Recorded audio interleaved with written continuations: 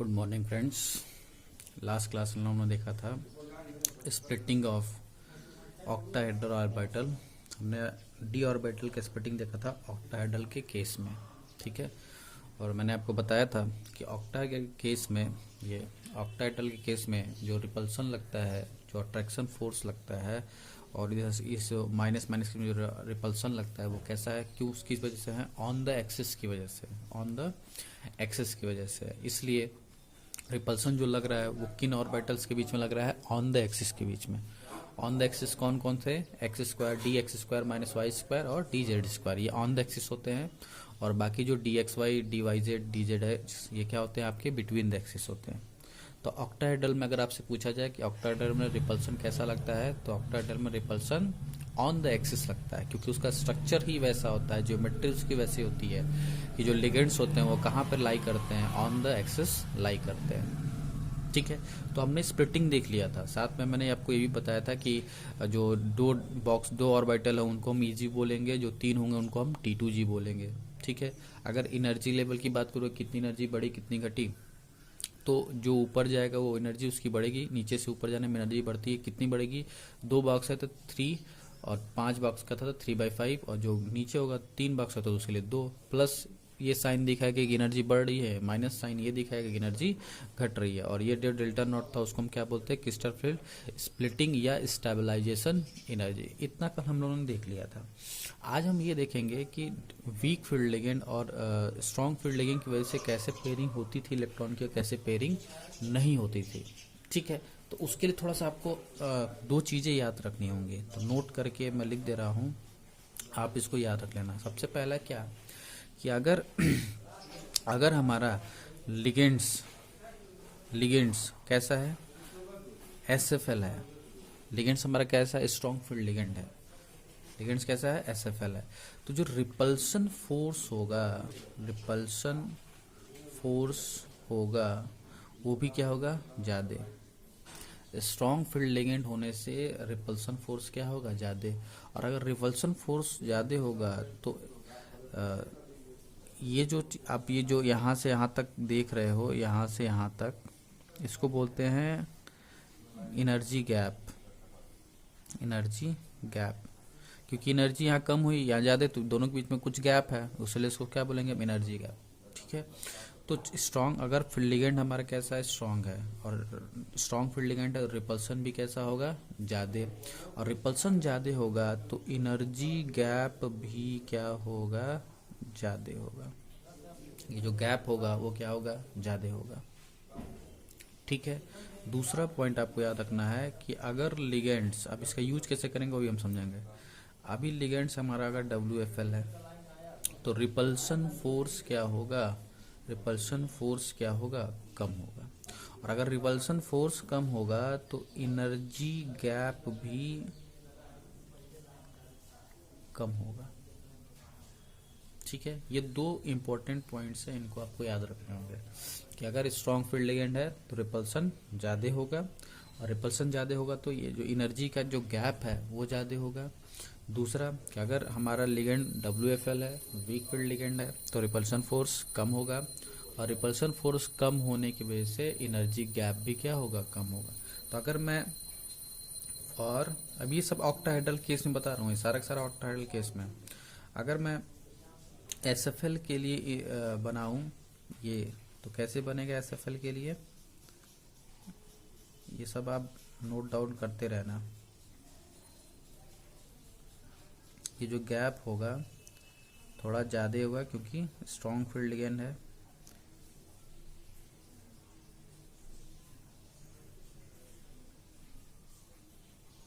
ये हो गया आपका DX² माइनस वाई स्क्वायर, और ये DZ², ठीक है। ये हो गया आपका DXY, DYZ, DZX, ठीक है। Similarly DXY, DYZ, DZX, DX² minus Y square, DZ², ठीक है। अब यहाँ पे देखो ये गैप क्या है, ज़्यादा है, ये हो गया आपका एनर्जी गैप, इसको TEG, इसको T2G, ठीक है।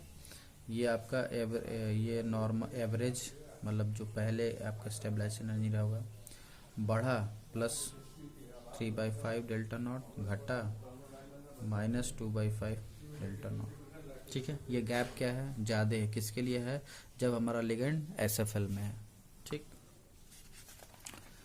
और अगर WFL होगा तो WFL के लिए बनाओ, तो फॉर WFL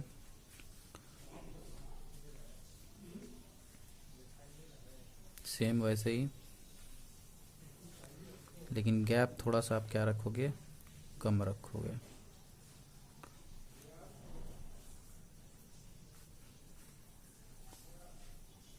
ये हो गया, देखो गैप पहले के इसके रिस्पेक्ट में गैप ज़्यादा है, यहाँ पे गैप ज़्यादा है, और यहाँ पे उसके रिस्पेक्ट में गैप कम है। तो ये रहा गैप हमारा, ये हो गया dx - y² dz² dxy dyz dzx, dxy dyz dzx dx² - y² dz²। ठीक है, और ये आपका एवरेज वाला हो गया, ये हो गया Eg, ये हो गया T2g। ठीक है, यहाँ एनर्जी बढ़ी +3/5 डेल्टा नॉट से, और यहाँ एनर्जी घटी -2/5 डेल्टा नॉट से। तो ये हो गया किसके लिए, WFL के लिए। ठीक है, बात समझ में आ रहा है। अब गैप का समझ में आ गया कि गैप ज़्यादा होगा, गैप कम कहाँ होगा। ठीक है, अब रीजन समझो कि इलेक्ट्रॉन की पेयरिंग होना और इलेक्ट्रॉन की पेयरिंग ना होना का मतलब क्या है। ठीक है, जैसे यहीं पे समझो, यहाँ बता रहा हूँ मैं, मान लो हम कोई ऐसा कंपाउंड लिया जिसमें क्या है, स्ट्रॉन्ग फील्ड लिगेंड। जैसे मान लो हमने FeCN6 वाला ले लिया, CN6, ठीक है, -4 ये वाला। ठीक है, तो यहाँ पे N और C सिनॉक्स के हिसाब से ये क्या है, स्ट्रॉन्ग SFL है, तो यहाँ पेयरिंग होनी चाहिए, बिल्कुल पेयरिंग होगी। तो SFL है, पेयरिंग होनी चाहिए, क्यों होगी पेयरिंग, अब यहाँ पे समझ में आएगा। जैसे मान लो हमने कोई D7 टाइप का, मतलब ऐसा हमने कोई लिया जिसके आउटर मोस्ट शेल में D7 इलेक्ट्रॉन्स है। तो 7 इलेक्ट्रॉन्स D में कैसे बनाओगे, पहले आप यहाँ पे एक एक करके भरोगे। ठीक है, फिर यहाँ पेयरिंग होगी, और अगर स्ट्रॉन्ग फील्ड लिगेंड है तो ये दोनों खाली होने चाहिए, तो ये उठा के यहाँ पेयरिंग करेगा, इतना आपको पता है। ठीक है, अब देखो क्या होगा, तो ये तो हम नॉर्मल ऐसे भरते हैं, लेकिन SFL होने की वजह से ये क्या उठ के यहाँ चला जाता था। तो क्यों यहाँ जाता था ये हमको समझ में नहीं आता था, वो आपको यहाँ समझ में आएगा। अब देखो SFL है और D की स्प्लिटिंग हुई, तो D अब ऐसा नहीं है, D कैसा है, ऐसा है। ठीक है, यहाँ पे D के सभी ऑर्बिटल्स की एनर्जी क्या है, सेम है, तभी ये एक ही लाइन में सब बने हुए हैं। बट यहाँ पे ऐसा नहीं है, 3 ऑर्बिटल की एनर्जी एक जैसी है और 2 ऑर्बिटल की एनर्जी इससे ज़्यादा है, और ये 2 ऑर्बिटल की एनर्जी एक जैसी है। ठीक है, तो जब इसमें इलेक्ट्रॉन जब स्प्लिट होता है और तब इलेक्ट्रॉन भरता है, तो पहले सेम एनर्जी, जैसे आप जानते हो कि इलेक्ट्रॉन सबसे पहले कहाँ भरेगा, जो उसकी लोअर एनर्जी होगी, सबसे पहले लोअर एनर्जी के ऑर्बिटल में इलेक्ट्रॉन क्या करता है, भरता है, तब हायर एनर्जी के इलेक्ट्रॉन में जाता है। ठीक है, तो देखो इन दोनों में हमको दिख रहा है कि ये लो एनर्जी का ऑर्बिटल है, तो सबसे पहले इलेक्ट्रॉन यहाँ जाएगा, तो एक ऑर्बिटल में पहले एक एक इलेक्ट्रॉन जाएंगे, तो 3 इलेक्ट्रॉन यहाँ भर गया। ठीक है, क्योंकि ये लोअर में था। अब बाकी के 4 इलेक्ट्रॉन भरने हैं, तो एक ऑर्बिटल में 2-2 भर सकते हैं, तभी 3 जगह और खाली है। अब देखो ये इलेक्ट्रॉन ऊपर नहीं जाएगा, क्योंकि ऊपर इसकी एनर्जी क्या हो रही है, ज़्यादा हो जा रही है। ऊपर तभी जाएगा जब नीचे के सारे ऑर्बिटल्स की एनर्जी क्या हो चुकी हो, सारे ऑर्बिटल में इलेक्ट्रॉन फुल हो चुके हो। तो 3, अभी 3 और रख सकते हैं, तो एक एक इलेक्ट्रॉन और भरेगा। तो क्या सभी इलेक्ट्रॉन्स पेयरिंग हो गए, फुल हो गए, अभी भी एक इलेक्ट्रॉन बचा है, तो अब यहाँ पे इलेक्ट्रॉन रह नहीं सकता, क्योंकि मैक्सिमम इलेक्ट्रॉन जितने थे उतने हो गए, अब ये इलेक्ट्रॉन यहाँ नहीं हो सकता। तब जाके ये क्या करेगा, एक जो बचा इलेक्ट्रॉन वो कहाँ जाएगा, ऊपर जाएगा। बात समझ में।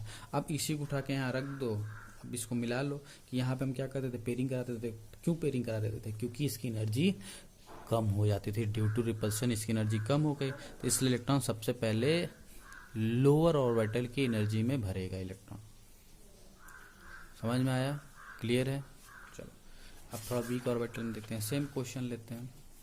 मान लो D अगर 7 है और C1 की जगह मान लो कोई और आ गया, जैसे NH3 आ गया, नहीं NH3 नहीं, H2O आ गया, क्योंकि H2 आ गया, H2 कैसा है आपका WFL है, ठीक है। अब 7 अगेन है, तो इलेक्ट्रॉन अगर इसमें भरोगे तो आप पहले ऐसे भरोगे 7 इलेक्ट्रॉन, लेकिन वीक है तो पेयरिंग नहीं होती थी। क्यों पेयरिंग नहीं होती थी वो आपको यहाँ समझ में आएगा। देखो सबसे पहले इलेक्ट्रॉन कहाँ भरेगा, लोअर वाले में। एक बात थोड़ा यहाँ ध्यान आपको ये रखना है कि जैसे हमने देखा था कि स्ट्रॉन्ग फील्ड लिगेंड में ये गैप क्या क्या बहुत ज़्यादा था, गैप बहुत ज़्यादा था। लेकिन वीक फील्ड लिगेंड में ये गैप ज़्यादा नहीं होता है, वीक फील्ड लिगेंड में ये गैप ज़्यादा नहीं होता है। तो गैप ज़्यादा नहीं होता है, इसलिए ऐसा माना जाता है कि दोनों की एनर्जी लगभग लगभग क्या है, सेम है, लगभग लगभग सेम है। तो जैसे लोअर में ये भरा तो ये इलेक्ट्रॉन पहले एक एक भरेगा और फिर इसमें भी एक एक भर जाएगा। ये ऐसा क्यों हुआ, क्योंकि ये गैप क्या है, कम है, एनर्जी का जो गैप है बहुत ही कम है। क्लियर है, ध्यान रखना। स्ट्रॉन्ग फील्ड लिगेंड में गैप ज़्यादा होता है, वीक फील्ड लिगेंड में गैप कम होता है। तो गैप ज़्यादा होने की वजह से इलेक्ट्रॉन ऊपर नहीं जा पाते हैं, लेकिन यहाँ पे गैप कम होता है इसलिए इलेक्ट्रॉन इसमें ऊपर चले जाते हैं। तो सब में पहले एक एक ऑर्बिटल में एक एक इलेक्ट्रॉन भर जाते हैं और तब जाके क्या होती है, पेयरिंग स्टार्ट होती है। तो देखो इसको उठा के यहाँ रख दो, यही चला आया। मतलब कि वीक फील्ड होगा तो पेयरिंग नहीं होगा। क्यों पेयरिंग नहीं होगा, क्योंकि गैप ज़्यादा था नहीं, इसलिए इलेक्ट्रॉन उसके आगे वाले ऑर्बिटल में चले जाएंगे, जैसा कि आप देख रहे थे। लेकिन स्ट्रॉन्ग फील्ड में ऐसा नहीं था, क्योंकि वहाँ पे इलेक्ट्रॉन ऊपर वाले ऑर्बिटल में नहीं जा पा रहे थे, इसलिए पहले पेयरिंग हो रहे थे नीचे वाले ऑर्बिटल में, और जब नीचे वाला ऑर्बिटल फुल हो जा रहा था तब नेक्स्ट ऑर्बिटल में उसके ऊपर वाले ऑर्बिटल में जा रहे थे। तो यही डिफरेंस है, यही रीज़न है कि स्ट्रॉन्ग फील्ड लिगेंड में पेयरिंग कराना पड़ता है, पेयरिंग हो जाता है, और वीक फील्ड लिगेंड में पेयरिंग नहीं हो पाता है। ये आप ध्यान रखना, बहुत ही इंपॉर्टेंट है। इससे क्वेश्चन आते हैं, बहुत सारे क्वेश्चन मिलेंगे आपको, ठीक है। ध्यान रखना कि कब पेयरिंग होगा, कब पेयरिंग नहीं होगा। रीज़न बस यही ध्यान रखना कि स्ट्रॉन्ग फील्ड लिगेंड में गैप ज़्यादा हो जाएगा तो पेयरिंग होगी, वीक फील्ड लिगेंड में गैप ज़्यादा नहीं होता है, इस इलेक्ट्रॉन ऊपर चले जाते हैं, पेयरिंग बाद में होती है। दोनों पहले सारे में, पांचों में एक एक करके भर जाएंगे तब जाके पेयरिंग होगा, ठीक है। चलिए नेक्स्ट देखते हैं, इस पर कुछ क्वेश्चंस भी हैं, वो क्वेश्चंस हम बाद में करेंगे। पहले हम टेट्राहेड्रल भी समझ लें, क्योंकि ऑक्टाहेड्रल का ठीक उल्टा है, तो आपको ज़्यादा टाइम नहीं लगेगा, आप टेट्राहेड्रल भी आसानी से समझ सकते हो, ठीक है। तो पहले टेट्राहेड्रल भी समझ लेते हैं और फिर आपको कुछ क्वेश्चंस इस पर कराएंगे, ठीक है। तो देखिए टेट्राहेड्रल के लिए जैसे मैंने स्ट्रक्चर बनाया था ऑक्टाहेड्रल के लिए, तो वैसे ही आपको पहले टेट्राहेड्रल का स्ट्रक्चर बनाना होगा। तो टेट्राहेड्रल जनरली पहले मैं एक्सिस बना देता हूँ, ये सारे एक्सिस हैं हमारे।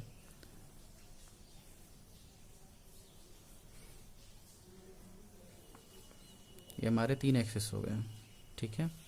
ये हो गया y, ये हो गया x और ये हो गया आपका z।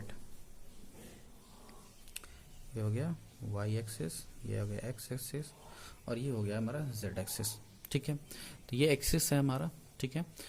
हमको टेट्राहेड्रल का कोई स्ट्रक्चर अगर याद आ रहा हो, टेट्राहेड्रल के 4 टेट्राहेड्रल 4 और चारों के बीच में कैसा होना चाहिए, 109 का एंगल होना चाहिए, जैसा कि हम उसके लिए मेथेन के लिए आप जो करते थे, ठीक है ना, बिल्कुल वैसा स्ट्रक्चर है। टेट्राहेड्रल का मतलब वही है। तो टेट्राहेड्रल का 109 और तीनों एक्सिस के बीच में कितने कितने का एंगल होता है, 90 का। ये 90, इसके बीच में 90, इसके बीच में भी 90, तीनों के बीच में क्या होगा 90।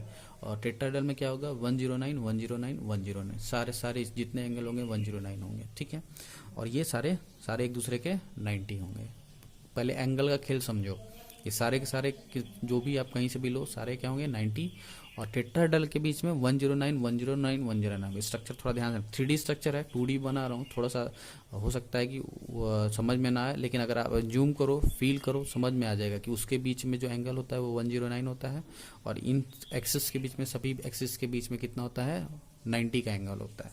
अब मैं स्ट्रक्चर बना रहा हूँ।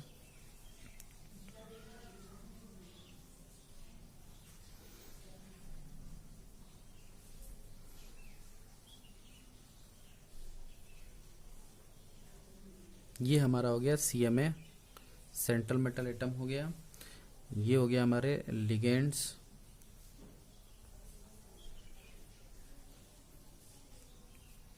ठीक है।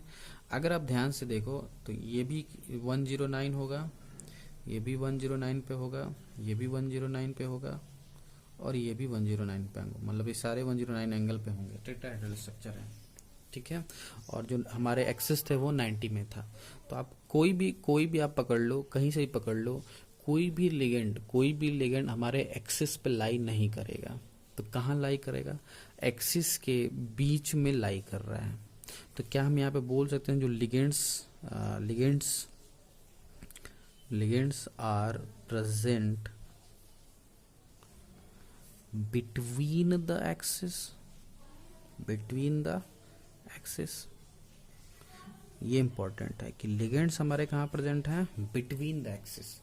मतलब अब ये पास में आएंगे तो यहाँ रिपल्सन लगेगा। कहाँ पे रिपल्सन लगेगा? Between the axis. तो here repulsion occurs between the axis. यहाँ रिपल्सन कहाँ लगेगा? Between the axis. और अगर रिपल्सन बिटवीन द एक्सिस लगेगा तो ऊपर कौन जाएगा? बिटवीन द एक्सिस वाले ऑर्बिटल। तो इसलिए टेट्राहेड्रल के केस में जो स्प्लिटिंग होती है उसमें ऊपर कौन जाएगा? किसकी एनर्जी बढ़ जाएगी? रिपल्सन का मतलब एनर्जी बढ़ जाना। तो किसकी एनर्जी बढ़ जाएगी? On the axis, sorry between the axis वाले की। तो बनाओ इसको। तो ये हो गया हमारा D, 1 2 3 4 D X Y D Y Z D Z X D X square minus Y square D Z square. ठीक है। अब ये टूटेगा, टूट के ये ऊपर जाएगा। और ऊपर कौन जाएंगे? बिटवीन द एक्सिस वाले, मतलब D X Y D Y Z D Z X. और नीचे कौन आ जाएगा? ऑन द एक्सिस वाले, D X square minus Y square D Z square. ठीक है। ये टेट्राहेड्रल के केस में होगा। ठीक। आप वही नामकरण करोगे तो जैसे मैंने वहां बताया था सेम वैसा ही। क्या 3 है तो 3 के लिए T2G, 2 के लिए EG, T2G EG। ठीक है। अब देखो ऊपर 3 है तो ऊपर हो जाएगा 2, तो +2/5 डेल्टा नॉट एनर्जी ऊपर जाएगी। नीचे 2 है तो नीचे 3 आएगा, 3/5। 2 है तो 3, 3 है तो 2। ठीक है, ठीक उल्टा। और ये हो गया आपका एनर्जी गैप।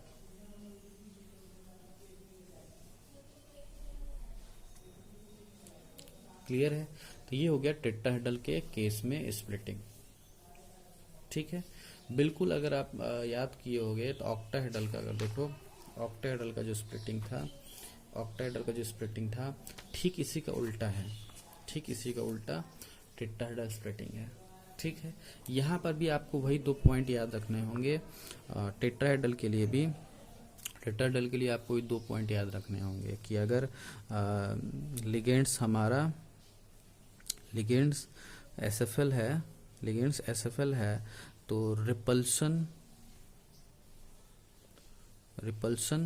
भी ज़्यादा होगा। और रिपल्सन ज़्यादा होगा तो एनर्जी गैप भी ज़्यादा होगी। और इसको नोट करके लिख रहा हूँ, इसको आपको याद रखना है। ठीक है। और दूसरा कि अगर लिगेंड्स WFL है तो रिपल्सन कम होगा, और रिपल्सन कम होगा तो एनर्जी गैप भी कम होगा। ठीक है। अब टेट्राहेड्रल केस में एक मतलब समझते हैं कि कैसे। ठीक है। तो अब वही अगर बनाओगे, गैप बनाओ तो फॉर एसएफएल, तो टेट्राहेड्रल केस के लिए बना रहे हैं तो पहले आप क्या करोगे?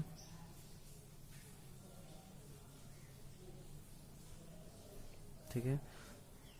तो एसएफएल है तो गैप थोड़ा ज़्यादा होगा ऊपर ऑन द एक्सिस वाले, बिटवीन द एक्सिस वाले ऊपर। ठीक है। नीचे ऑन द एक्सिस वाले। तो ये रहा गैप। ये हो गया D X Y D Y Z D Z X D X square minus Y square D Z square. ठीक है। ये हो गया हमारा डेल्टा नॉट। तो ये जो गैप है हमारा, ये रहा एनर्जी गैप। ठीक है। ये हो गया हमारा T2G, ये हो गया EG। ठीक है। एनर्जी प्लस ऊपर है, बढ़ गया नीचे माइनस है क्योंकि घट गया, तो ये हो गया SFL के लिए। और अगर यहाँ पे WFL के लिए बनाएंगे तो WFL में रिपल्सन कम होगा तो गैप भी क्या होगा, कम होगा। तो WFL के लिए अगर यहाँ बनाया जाए तो गैप थोड़ा सा आपको क्या रखना होगा, कम रखना होगा। तो ये हो गया हमारे बिटवीन द एक्सिस वाले, और ये हो गया ऑन द एक्सिस। देखो इसके अपेक्षा में यहाँ पे गैप क्या कम दिख रहा है, ठीक है। ये हो गया DXY DYZ DZX DX² minus Y² DZ², ठीक है। ये हो गया आपका T2G, ये हो गया EG। यहाँ एनर्जी बढ़ी +2/5 डेल्टा नॉट से, एनर्जी घटी -3/5 डेल्टा नॉट से, और ये रहा आपका एनर्जी गैप।